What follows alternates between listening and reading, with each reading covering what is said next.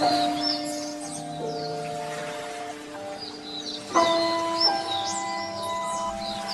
इन मछलियों को बेचकर मुझे अपने बाबा के लिए दवाई लेकर जाना है।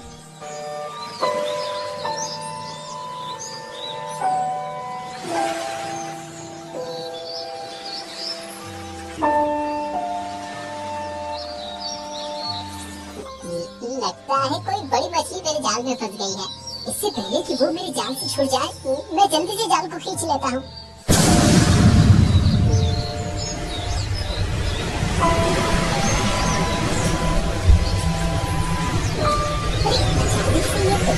कैसे आने लगा?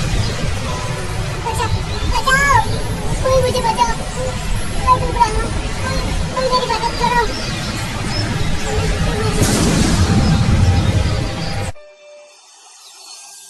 हरीशपुर नामक गांव में एक मछुआरा रहता था जिसका नाम कुंदन है।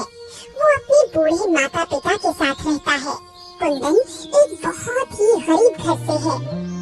वो अपने गांव में मौजूद नदी से मछली पकड़कर उनको बेचकर उनसे कमाए पैसों से अपने परिवार का पेट पालता है। कुंदन, तुम्हारे पिताजी की तबीयत बहुत खराब है। दर्जी ने अच्छा खान पान और समय पर दवाइयाँ लेने को कहा है। हाँ माँ, मैं जानता हूँ, लेकिन मैं मजबूर हूँ। मेरे पास इतने पैसे भी नहीं है कि मैं पिताजी का अच्छे से इलाज करवा सकूं। लेकिन कुंदन, कुछ ना कुछ तो करना ही होगा ना, वरना तुम्हारे पिताजी कैसे ठीक होंगे? हाँ माँ, आप परेशान मत हो, मैं जाता हूँ नदी किनारे। आज कोई न कोई तो मछली मेरे जाल में फंस ही जाएगी, जिसे बेचकर मैं पिताजी की दवाई लाने की कोशिश करूँगा। ठीक है बेटा, जाओ, मगर रात होने से पहले लौट आना।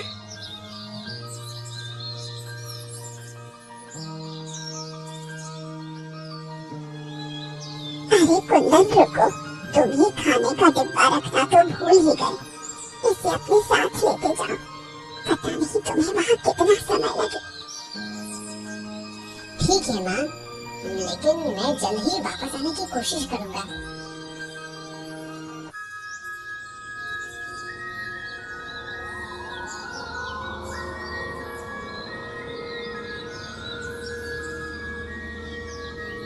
कुंदन अपने पिता की तबीयत को लेकर बहुत चिंतित रहता है और इसी चिंता में वो नदी की तरफ जा ही रहा होता है कि उसे एक साधु बाबा मिलते हैं।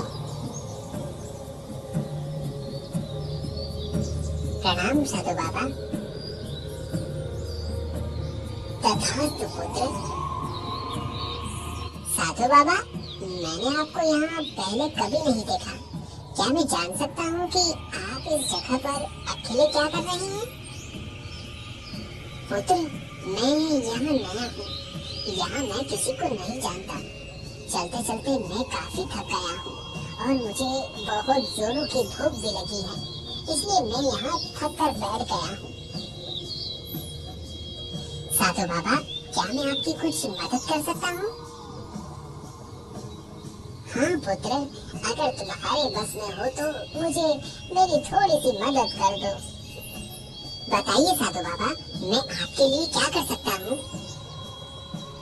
पुत्र, अगर तुम्हारे पास कुछ खाने का हो तो मुझे दे दो, मुझे बहुत भूख लगी है। खाने को? हाँ, याद आया, मेरे पास खाना है। घर से निकलते समय माँ ने मुझे खाने का डिब्बा दिया था। ये लीजिए साधु बाबा, आप इसे खा लीजिए। कुंदन अपनी भूख की परवाह न करके अपना सारा खाना भूखे साधु बाबा को दे देता है। पुत्र, तुम्हारा बहुत बहुत धन्यवाद कि तुमने मेरी भूख मिटाई।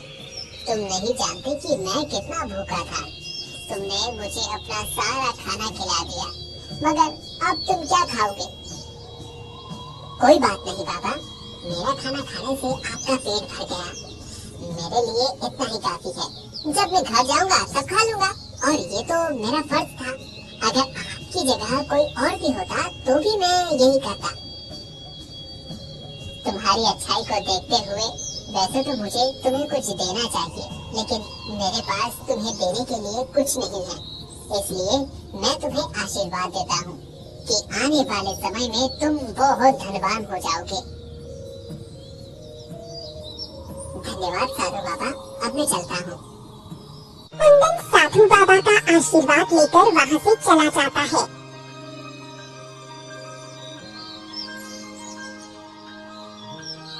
और फिर उस नदी के किनारे मछलियों के इंतजार में बैठ जाता है।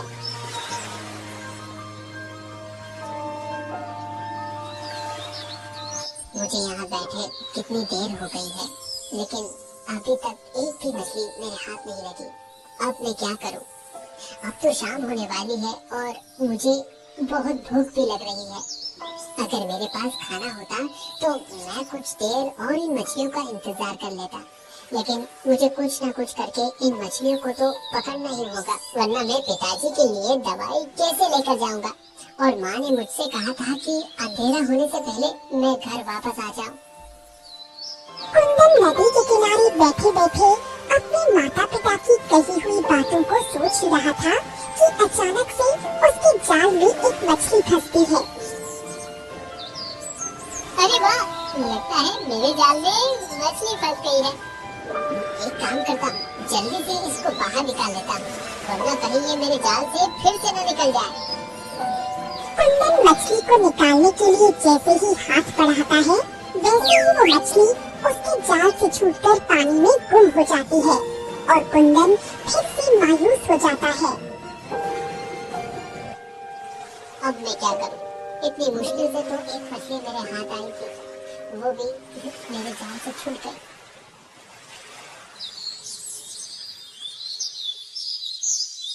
कुंदन को नदी किनारे बैठे बैठे अब रात हो जाती है। वो फिर भी बिना हार माने नदी किनारे बैठा रहता है कि तभी एक मछली फिर से उसके जाल में फंस जाती है। इस बार तो मैं इस मछली को बिल्कुल भी नहीं जाने दूंगा, मैं इसे पकड़ कर ही रहूंगा। कुंदन उस मछली को पकड़ने की कोशिश कर ही रहा था कि अचानक से एक बहुत भयानक तूफान वहाँ आ जाता है।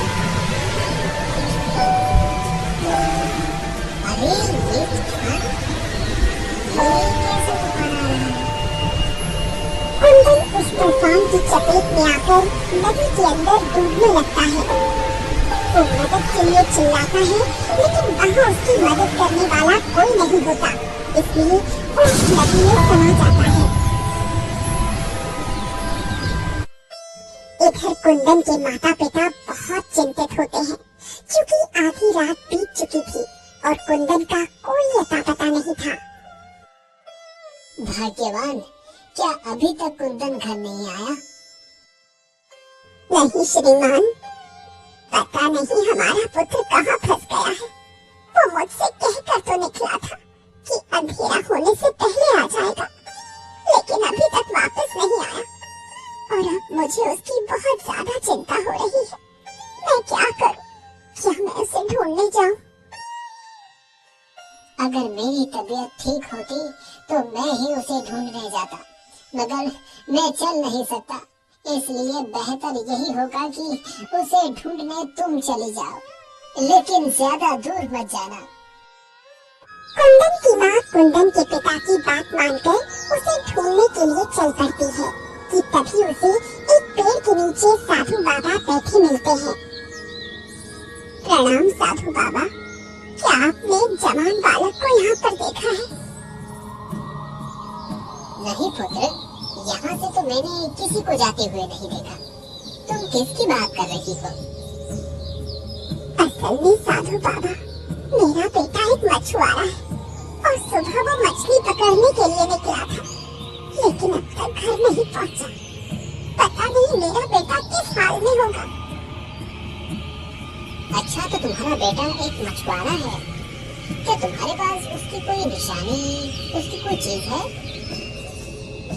हाँ साधु बाबा, मेरे पास उसकी एक अंगूठी है जो उसने मुझे दी थी, जिसे मैंने अपनी साड़ी के आंचल से ही बांधा हुआ है। ठीक है पुत्री, लाओ मुझे वो अंगूठी दो। ये लीजिए साधु बाबा, यही वो अंगूठी है। साधु बाबा उस अंगूठी को लेकर अपनी आंखें बंद करके कुछ मंत्र पढ़ते हैं। इधर नदी में डूबकर कुंदन मरता नहीं है, बल्कि किसी दूसरी दुनिया में पहुंच जाता है। अरे ये मैं कहाँ गया हूँ? और यहाँ इतना सारा खजाना, ये कौन सी दुनिया है? अब मैं कैसे अपनी दुनिया में वापस जाऊंगा? मुझे तो अपने पिताजी के लिए दवाई भी लेकर जानी थी। अब यहाँ पर मेरी मदद कौन करेगा? कुंदन अभी अपने मन में ये बात सोच ही रहा होता है कि तभी उसे वहाँ पर एक जल परी नजर आती है और कहती है,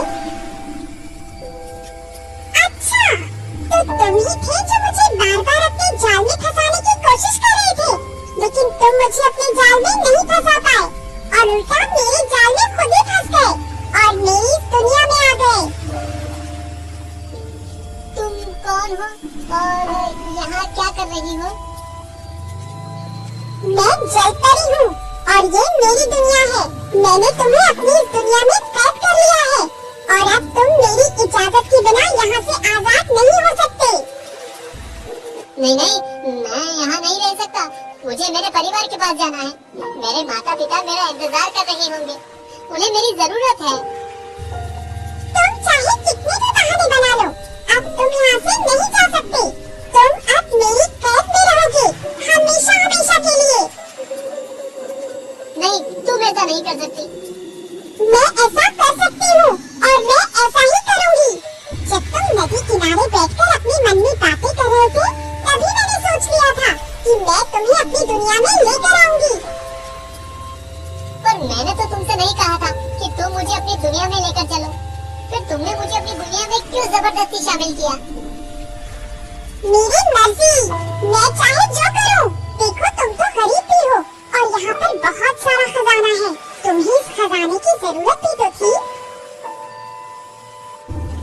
पर मैं इन सब खजाने का यहाँ पर क्या करूँगा? बात तो सही है, लेकिन फिर भी ये सारा खजाना तुम्हारा है।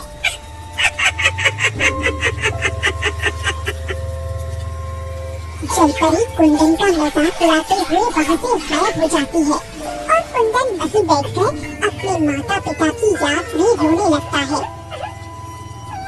दूसरी तरफ साधु बाबा अंगूठी के द्वारा एक दृश्य देखते हैं, जिसमें उन्हें कुंदन पानी के अंदर दूसरी दुनिया में नजर आता है।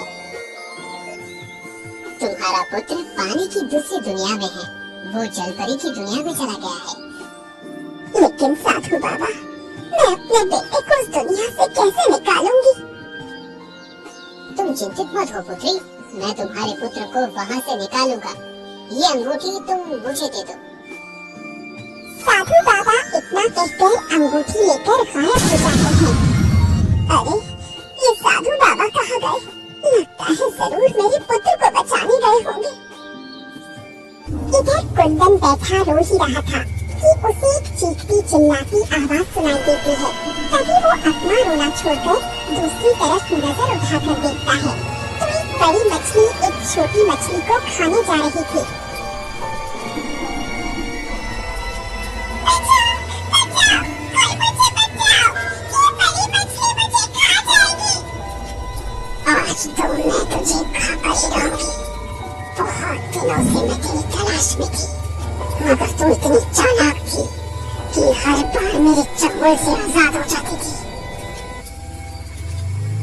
छोड़ो इसे, तुम्हें शर्म आनी चाहिए। इतनी बड़ी होकर तुम इस छोटी सी मछली को खाना चाहती हो।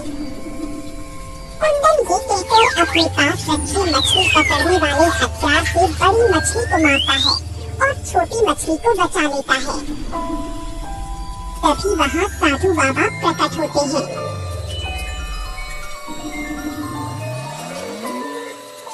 प्रणाम साधु बाबा। बाबा आप यहाँ?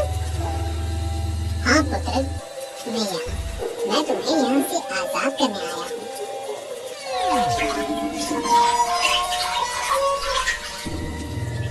हे तपस्वी, आपको मेरा प्रणाम। आप यहाँ क्या करने आए हैं? जलपरी, मैं इस बालक को तुम्हारी कैद से आजाद कराने आया हूँ। तपस्वी, आप कुंदन को यहाँ से क्यों आजाद करने आए हैं?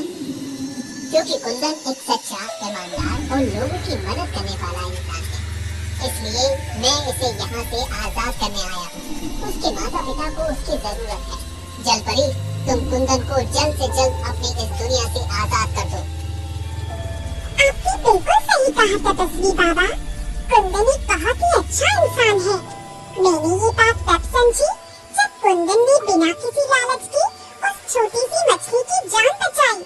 इसलिए आपके कहने पर मैं इसे अपनी दुनिया से आजाद करती हूँ और इस छोटी मछली को बचाने के लिए मैं अपना सारा खजाना कुंदन को इनाम के तौर पर देती हूँ, जिससे कुंदन बहुत अमीर हो जाएगा।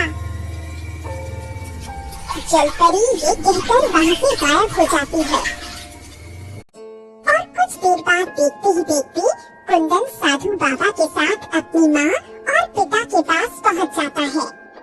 कुंदन के माता और पिता उसे सही सलामत देखकर बहुत खुश होते हैं। साधु बाबा, आपका बहुत बहुत धन्यवाद कि आपने मेरे पुत्र की जान बचाई। जी साधु बाबा, आपने मेरी जान बचाई। आपका ये एहसान मैं जिंदगी भर नहीं भूलूंगा। इसमें एहसान की कोई बात नहीं है पुत्र। इंसान जैसा करता है उसके सामने वैसा ही उतरता है। एक समय में तुमने मेरी मदद की थी, मुझ भूखे को खाना खिलाकर। आज जब तुम मुसीबत में थे तो ईश्वर ने मुझे तुम्हारी मदद के लिए भेज दिया और तुम्हारी मदद करना तो मेरा कर्तव्य भी था। कुंदन की एक अच्छाई के बदले उसकी जान बच गई। साथ ही बहुत सारा खजाना मिलने पर उसकी गरीबी भी दूर हो गई और वो आराम से अपने माता पिता के साथ सुख और चैन की जिंदगी बिताने लगा।